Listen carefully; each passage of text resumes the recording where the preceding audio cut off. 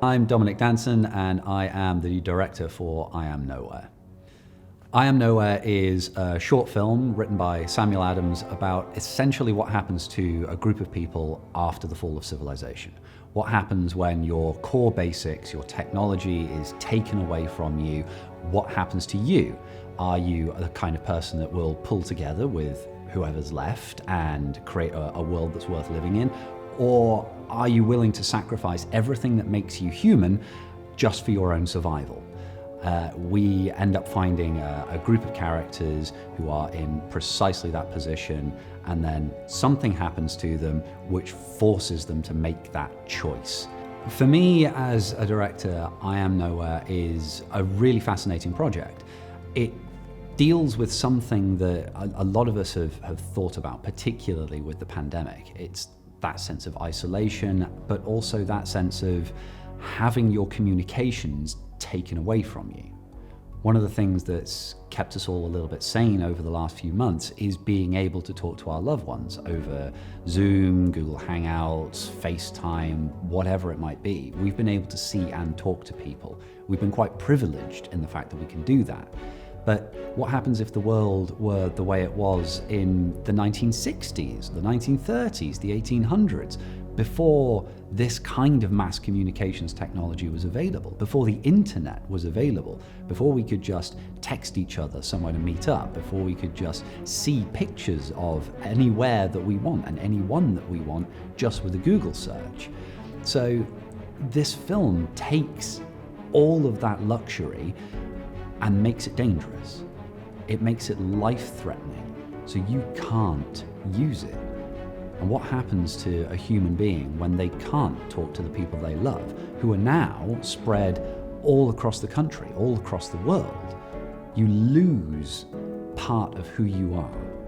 And it asks the questions, the film asks the questions about what happens to you, what happens to your soul when you're alone.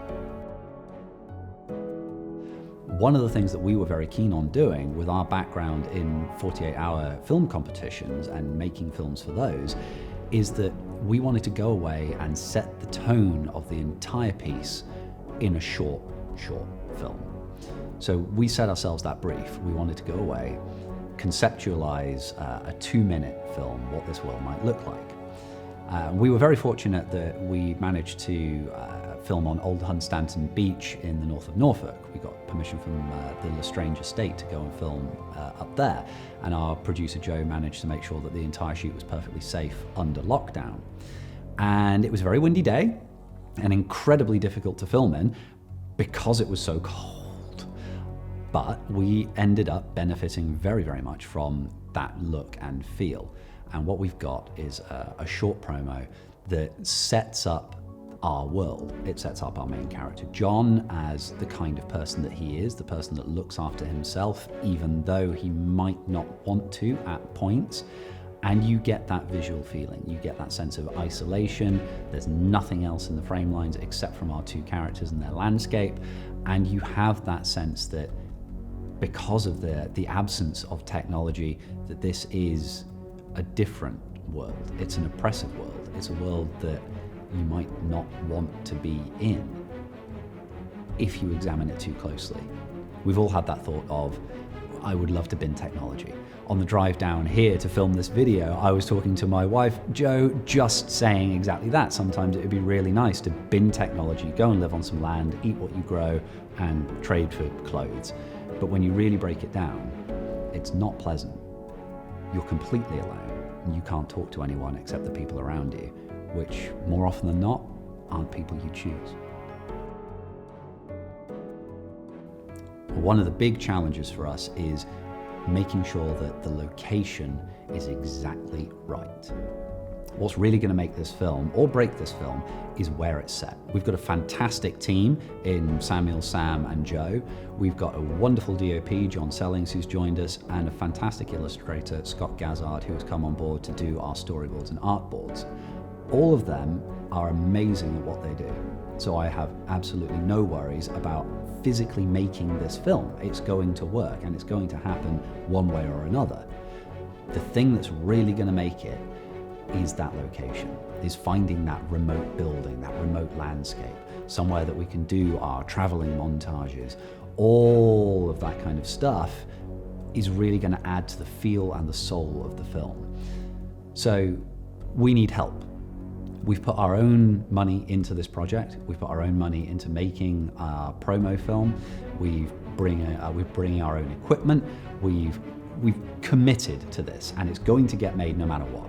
We are going to go and make this film, even if this Indiegogo generates nothing. But if you can help, then we can find somewhere really good. Then we can go and shoot it somewhere that really is going to up that production value. Funding a project on a crowdfunding website always feels like a bit of a risk. You don't know the people who are making the film. It's not a physical product. It's not like you're going to get something shipped to you at the end of this that you can point at and say, oh, this is going to help me clean my floors faster, or this is a new game that I can go and play. What you're doing, though, and this is going to be the most wanky thing that I'm going to say, and I'll probably edit that out, what you're doing is backing art.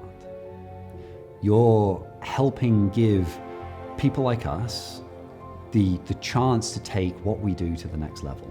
And particularly under the pandemic, it has never been more important to create good art. At the moment, it's an escape. For humanity generally, it is the only thing, in my mind, that sets us aside from any other living creature. We tell stories. If you can help back this project, and if you don't like this project, go and back another one. If you can help back someone, though, you're backing art, you're backing independent storytelling, you're backing people who can go and make a story, something to watch, something to experience, something to consume, something to make you feel happy or sad or tumultuous in your soul. You are helping that come to life. And at the moment, with the arts being so woefully underfunded and so horrendously ignored, you're preventing the complete death of independent filmmaking and independent art. And I know that sounds grandiose and it sounds very overdramatic, but it's true. You ask any theatre actor at the moment how they're doing, and it's terrifying. You ask an independent filmmaker, and it's terrifying. The only people that are really a little bit okay are the ones with big budgets. Now, we don't have a big budget, and a lot of people don't either. We are putting our own money into this one, but that's money gained over freelancing, doing filmmaking work, or doing day jobs. It's money that's hard earned, just like yours is. So we're not asking for much. There's a custom donations box. You could donate 50p and we'll be internally grateful, because if enough people donate 50p, then we hit our target and we go and make this film in the way that we really, really want to.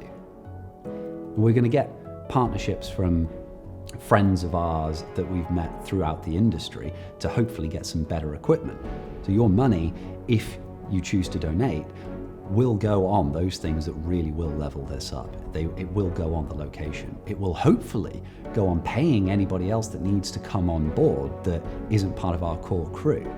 It will go on things that will turn a small, low, no budget indie film into something that we hope stands a good chance at festivals, and we hope can give you a story to watch and experience that will stay with you for a little bit longer than it could have otherwise.